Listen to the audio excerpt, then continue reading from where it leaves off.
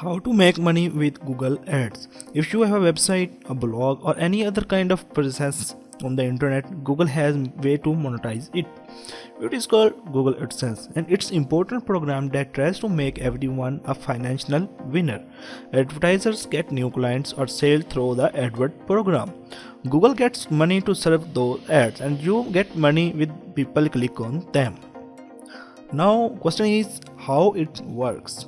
If you currently have a blog or website that get 1 lakh visitors every single month, then more than 1 million every year. Consider how that relates the potential at different. Number 1, you have 1 lakh ad impression.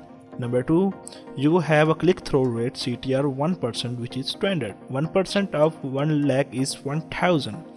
If CPC of your ad is 0.01, you make 10 USD. If the CPC of the ad 1, you make 1000.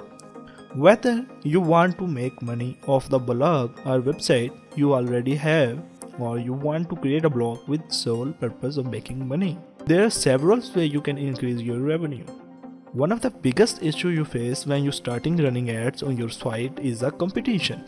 Depending on the kind of site you run, you could find that ad starts being served at a direct competition with that you're selling or offering.